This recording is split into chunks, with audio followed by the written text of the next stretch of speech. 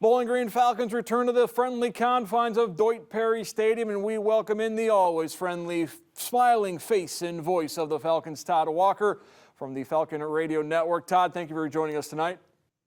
Mark, good to be with you.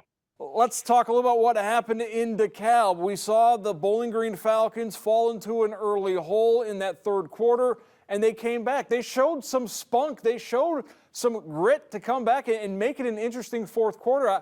I suppose we're going to look for the silver lining. You have to start there with the Falcon performance. Yeah, and I think this team has really shown that all season. It is a team with resolve, and it is a team that can put a bad performance behind them, such as the Akron game. They really were shell-shocked, I think, but they came out and played tough against Northern. Fact is, they just couldn't stop Northern's running game with any consistency. And a big special teams play, the kickoff return for a touchdown for Northern Illinois ultimately was the difference. And Bowling Green kept scraping and scratching and clawing. And in the fourth quarter, they got it to a one-score game, but ultimately couldn't get the ball back with a chance to tie realistically, and played from behind in the second half. And that's not a recipe to beat a team like Northern that leans on that running game. On a very windy day in DeKalb, they threw the ball only 8 times, a number that Deutsch Perry and Woody Hayes would have been proud of, but in modern football is pretty rare. But they didn't need to throw the football, especially playing with the lead. And the Bowling Green, again, complementary football wasn't necessarily there. Red zone issues also continue to be a constant with this team, and I'm not sure they can do a whole lot about it. We know that they struggle up front on offense, and in the red zone that becomes even more acute. So right now, I think that game really followed a familiar pattern. BG is competitive. There are games there to be won, and sooner or later, we hope they turn the corner and win some of them. You mentioned the special teams disaster with the return kick for the touchdown. The good news on special teams, and we kind of hinted at this last week, field goal kicking for the Falcons, that was one of the saviors in that game. Nate Needham has really become a very, very reliable kicker. As John Gibson on my broadcast has started saying, Nate Needham got him. This dude has been money, and it was a tough wind up at DeKalb, as I talked about it. Of course, we're used to that in Bowling Green, and that's a nice thing to have when your offense does struggle. At least you can be fairly sure you can put 3 on the board. I know maybe some people are frustrated, thinking maybe you should do something different in the red zone or go for it or things like this, but I haven't found myself in a lot of situations thinking maybe they shouldn't kick here, they should go for it. I think most of the time, if not every time they've run Nate out there, it was the right call. You just got to know that this team right now in the red zone is going to struggle, and until they can get better up front, that's going to remain that way. But Nate is a weapon, no question about it. As we enter into the second half of the BG season, where do you see this Falcon team good? Where do you see this Falcon team struggling at? Well, I think they're going to be in every game. I think that's what we've learned. And right now in the Mid-American Conference, I don't think anybody would really say that there's one team that's all that much better than even the worst team in the league, if you could even rank them. So it is one of those years where there's a lot of parity. There's a lot of teams in the middle, a real mishmash. I think every game is a game that could be won. In fact, you can say that about the 3 games they've played in conference already. They could easily have won all 3. They could have easily lost all 3, which they did. So this week at home with Eastern Michigan, this is another winnable game. Eastern obviously thinking the same thing. And sooner or later, Bowling Green is going to catch a couple of breaks, you would think, in one of these league games where they've played with the lead. Against Kent, they had the lead. And against Akron, they had the lead in the second half of both of those games.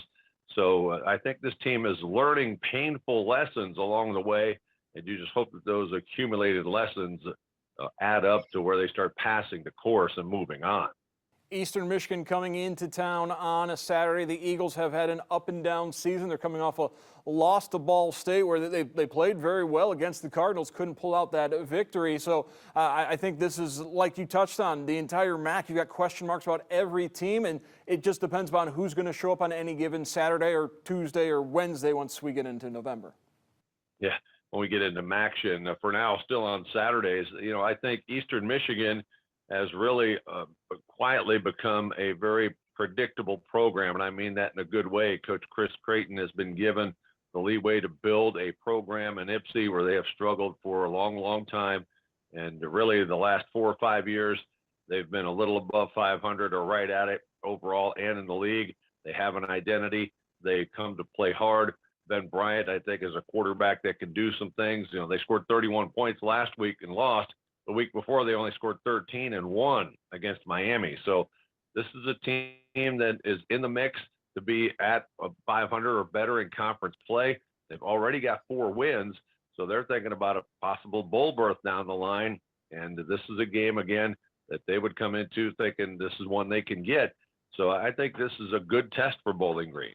You bring up an interesting point about Eastern Michigan, because it wasn't too long ago where there were some discussions about maybe it's time to drop football in Ypsilanti. Obviously, they did not decide to go that route, and Chris Creighton has done some good work with the Eagles, and they got into a bowl game a few years ago. Is there maybe some lessons that Bowling Green can take from this Eastern long rebuild? Certainly, they don't hope it's quite as long of a rebuild, but there are some things you can take away from what the Eagles have done over the last 6-7 years.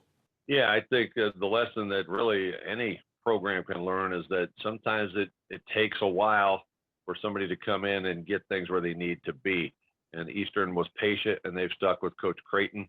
And I think Bowling Green is well aware that this was not a quick turnaround, and what Coach Leffler is doing, trying to follow the Dave Clawson model, it is working. I know right now people are frustrated with games that could have been won or should have been won that they didn't. But I would urge people to keep their eye on the ball, the big picture. This program right now is competitive in every game of the conference. That was not the case last year. They were not competitive, not even close. Even in 2019, when they had that great upset of Toledo, the rest of the MAC schedule, other than the Akron game, they were really outclassed. The program is progressing. It's now just a couple of things in each game they've got to clean up. And with experience and time and bigger, stronger, faster, those things will get done.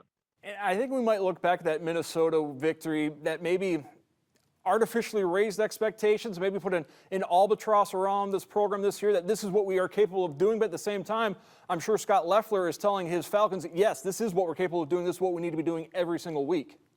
Yeah, and I think it does show you what can be done if you minimize your mistakes in a particular game. You take advantage of game situations and you play complementary football. That's what that game was all about. Minnesota made enough mistakes to keep Bowling Green in the game and in the lead, and the Falcons didn't reciprocate. Now, they didn't go out there necessarily and blow that game open or take that game, but they played with the lead. They didn't make any huge mistakes that allowed Minnesota to get the lead back or get a cheap score, something like this, and that's how you win football games. And they just got to get back to putting all that together. And you know, the stretch run of the season here, all it takes is one win again in conference to sort of get that confidence back and get the mojo going the right direction. All right, thank you very much, Todd Walker, the voice of the Bowling Green Falcons on the BG Radio Network. Glad you're joining us once again this week. Thanks, Mark. Good to see you.